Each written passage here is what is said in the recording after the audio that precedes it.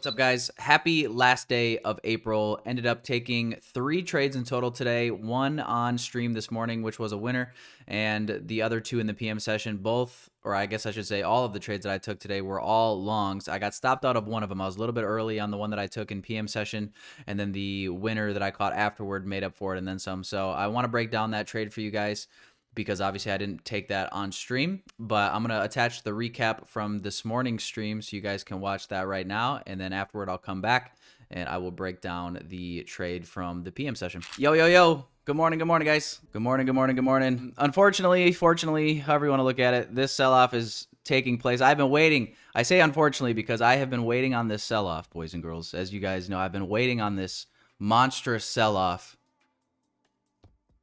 since Thursday afternoon, and it's finally here, and I'm not catching it, and I am a little sad about it, but it is what it is. So selling off today into these Friday lows, and this is what I'll say. What I will say is that I am still bearish until really these lows start getting ran and we start getting into, again, discount of the range. So I will stay bearish until we start getting below these levels, which we're almost there. I'm just saying that as kind of a courtesy. If we, at the open here, we're 2 minutes into the open, if we start to pull back higher and can maybe get fortunate enough to look for shorts into those levels. If not, though, then obviously, as we trade through these levels, I'm going to naturally just become more bullish. So that'll be how my bias will shift throughout the day. Yeah, now that we're taking out this low and getting into, well, closer to discount of this range, I would say that I'm naturally shifting more bullish now. New hour here. So the new 4-hour just opened up. We wicked lower. I like that we took the previous 4-hour low, and now we're displacing up here a little bit. May look to long this. I'm not in yet, guys. But I'm gonna enter if we get this, if we can pull back a little bit here. Okay, guys. I went ahead and hopped in this. I'm gonna see if we can get this trade up here to these recent highs. Stop's gonna be at the low. 4-hour candle opened up. We took the previous 4-hour low. Got this inversion off of this liquidity raid to the downside. We got these clean equal highs here. So I like this for a try here in the macro. BPR form, so we could dig down into this. We'll see. So also is our 930 opening price right here at... price level is this? About 300 roughly. Let's move it down to there. 930 opening price. Pretty much a 1 to 2 even here. Don't buy day, brother. What do you want? You want me to just keep selling the bottom? Either we're going to retrace this or we're going to chop for a while. But I like this to give it a try. In the macro, it aligns with everything I would normally look for. So, such low probability. Then guess what? Don't take the trade then. I forgot that you guys signed a risk disclosure when you joined my live saying that you are forced by gun to take every trade I take, whether you agree or don't agree. I actually forgot that component of it. Do you guys remember that? Like when you first logged onto the live stream and it said, you will be forced at gunpoint to take every trade that Tyler takes. You've been warned. Do you guys remember that? You had to click the little box. Yeah, nobody reads those things. It's all fine print. Yeah, guys, could look to protect this trade. Obviously, once we trade back to, like this level here, I see the 15-minute imbalance as well that you guys are freaking out about. Traded down, tap this BPR here. Seeing price respond nicely for now. Yeah, our first presented fair value gap is up here. Is this it too? Is this it? That actually might be it. That actually is the first presented fair value gap. Bro, why is you bullish? Bro, why is bro bullish? Up about 40 points currently, boys and girls. I think we're tapping into that 15-minute fair value gap, 5-minute gap as well, above this recent high. We do have a little SMT that's forming right now. ES is not trading above this high yet. It's kind of sus. Would like to see us at least get to first presented fair value gap, preferably before I remove risk, just to give this a little room. And some people might be looking for more. Some people might be leaving runners to data highs. I could see the logic with that as well. I'm not going to do that, though. Just because I don't think we're going to get like a freaking straight V recovery back up. Maybe we do, but I'm not going to demand it. I think for now, guys, I'm just going to let this ride. I understand that there's an SMT here against my trade. Let's watch and see. Maybe I'll get cooked because of my unwillingness to go break even, but I'm just going to let it ride for now. We're so expanded to the downside. We've rebalanced. To me, there's not really a whole lot of reason to go lower unless we're really going much lower on the higher time frames, which that's not really my bias as of now. So I'm going to let this play regardless of this internal SMT divergence that we have currently. Without meaning I'm not going to go break even right now. I don't want to get wicked out of this and then it plays out. Up to you guys, obviously. You manage your own trades. This is how I'm going to manage mine for now. And yeah, if the trade works out, I'll be taking a payout on at least 3 of these 5 accounts later tonight when the day closes. All right, guys. I'm going to go ahead and break even now. We're hitting that first presented for value gap again. I just don't want to see it, you know, reverse against me. Would like to see it just clean run through here. It would be nice. NQ was showing more strength than ES. I don't think we have to worry about ES beating us to that point. So let's see what we get. Trade's protected. See if we can get this follow through here. We're hitting this gap that was left right here. Negative 1.5 lines on ES with the highs. Nice. Lines up pretty good with NQ as well. What I may do though is I may just begin trailing this. Went ahead and trailed 58 points, guys. So I think I'm locked in here now. You can show us your multi-screen setup. I could, but it's literally just two. Well, I don't know. What are these? Two 28-inch monitors, horizontal, stacked. I got one high, one low, and then next to it, I have an ultra wide that I mounted vertically. And this is what I look at, like the chat, OBS. Otherwise, I just have charts on both of these other screens that I'm trading on or looking at whatever on. Show us. No. Where are the why do you long comments? Yeah, I don't know. Remember how many people, like when I took this trade, we weren't even like really in that much drawdown, but everyone's freaking out. We're hitting -1 standard deviations, guys, here. So I like my trailed stop where it is. I've locked this trade in just because I'm gonna get the payout either way now. But we'll see if we get this follow through these clean equal highs. Hitting -1, so we could maybe bounce back here a little bit. We'll see. Yeah, everybody's like freaking out. Low probability buys, bro. We're bearish. Like, dude, awfully quiet now. Bro's too bullish. Why does bro think we gonna bounce? And yeah, this is a 4-hour. I mean, this is a perfect 4-hour PO3, honestly. It doesn't usually set up this quickly. Like, this is literally instant, but literally perfect 4-hour PO3. And yeah, we took the sell side objective. Like, there's literally nothing else I was bearish for. My bearish objective was hit. Like, why would I stay bearish? It's such a, I don't know why it's such a hard concept to grasp. No, I'm not gonna hold. I'm gonna let my TB get hit. I've trailed 58. I could maybe trail a little bit more. Fuck it, why not? 73 points. Just trailed to the recent low. I'm just thinking of the likelihood, right? Like, probability wise, like, let's just look at this. Oops, shoot. Like, we're about to trade. Once we trade above, this is a previous hourly high as well that we're about to trade above. And then we're going to be inside of an imbalance. So to me, the move higher does become a little bit higher resistance. Now, granted, this is a big gap. So who knows? We could really dig into this, right? Even if we do reject it and then kind of trade back down into this range a little bit. So, you know, it's kind of your guess, right? Where we're exactly going to go to with this price leg up before we, you know, retrace. For me, though, I just view this as it starts to become a little bit higher resistance in here, and I'll just be happy with what the market was willing to give. We're getting into the new 30-minute candle here in 1 minute.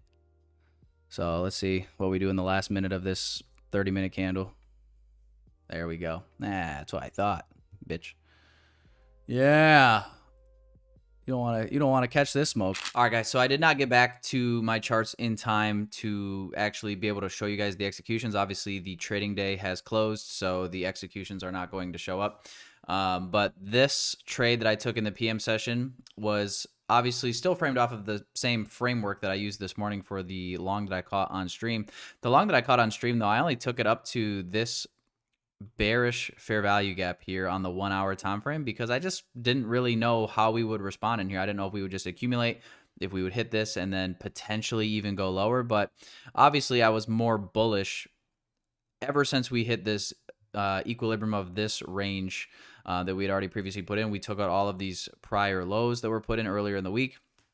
So, I definitely was leaning bullish more so overall in terms of a bias. But dropping down here and going into the actual PM session. So once we kept kind of just grinding higher after reaching that 1 hour fair value gap, to me, it was pretty obvious that price was drawing towards at least the data high. So if I just go ahead and I turn on the kind of candle opens here. So we had at 8:30, we had a red folder ADP non-farm event take place, and it created this huge sell-off, right? And we treat data highs and data lows as strong draws on liquidity to be taken out. So once price kept trading and respecting bullish order flow towards the data high, which was right here, I wanted to go ahead and target it. So the data high is just the high that was put in at the news event. So the news event happened at New York Open, 8:30 Eastern Standard Time, and we put in this high and then we sold off, right? So we'd already caught the longs from down here to this high here. And then as we just kept creating bullish structure and respecting bullish order flow, I wanted to see if in the PM session we could get along to at least the data high. So that is the trade that I ended up catching. So the thought process here was price ends up hitting 8:30 open right here, but we leave data high, right? So we left data high. In my thinking, I'm thinking that we're just leaving relative equal highs here for more generated buy side liquidity to go run down later. And we retrace into this open 15-minute bullish fair value gap, right? So we retrace down into this at this exact same time. So this is during New York lunch, 12:30. So smack dab in the middle of New York lunch. So at this exact same time, price was trading right into here on the S&P 500. So we're trading down into the same gap, yes. And we're also hitting this breaker block right here on the S&P. So as price starts trading higher out of that fair value gap, I'm thinking that we were ready to go higher. So if we drop down here to the 1 minute, and let me scroll over, dropping down here to the 1 minute time frame, I was eyeing up this unicorn model for the long to go take out the data highs up at 490. So I set a buy limit right here off of this bullish 1 minute breaker block inside of this fair value gap.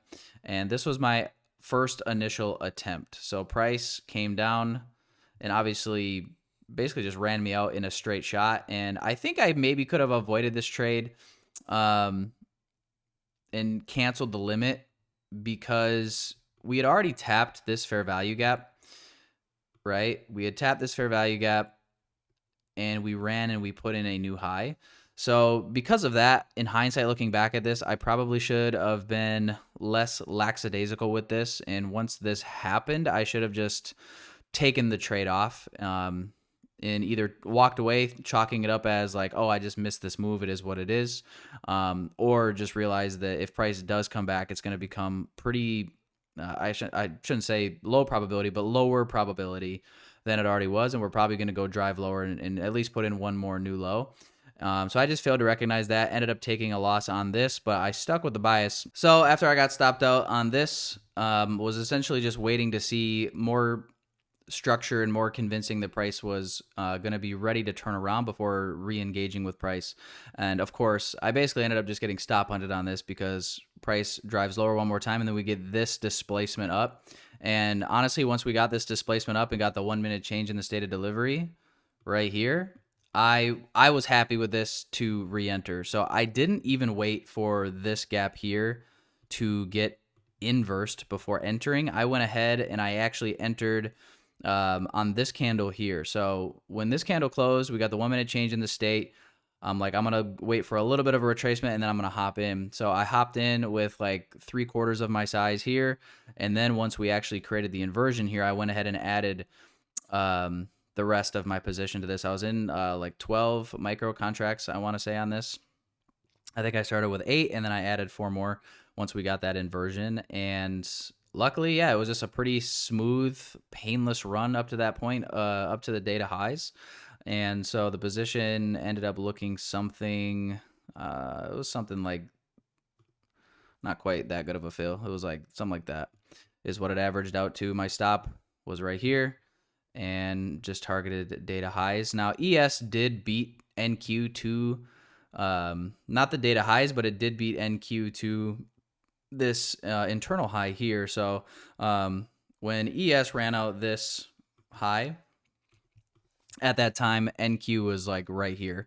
So I ended up partialing a lot of my position off like right here because we created SMT against the trade. But I did leave a good chunk on to go take out those data highs. So if you guys check my X feed or if you check the post on my YouTube channel, you guys will see the screenshot with the actual executions.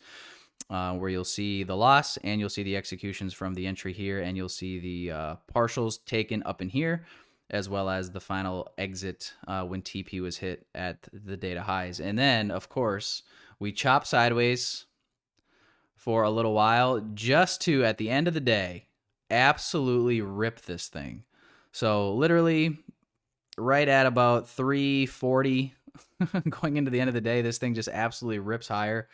And it's just insane the movement that we got right at the end of the day, to be honest, to the upside. I was not expecting this big of a move today. I don't think many people were, but given that I'm a perma bull, this is always exciting and fun to see. So, we'll look ahead to the rest of the week and see how things shake out. We got NFP obviously at the end of the week. Tomorrow is the day before NFP, but really what I would be expecting, I guess, is continued bullishness, right? I would expect continued bullishness to really at least bare minimum this high, which is from that big tariff sell-off that we got Wednesday, April 2nd. This is when tariffs were implemented, the 2nd of April.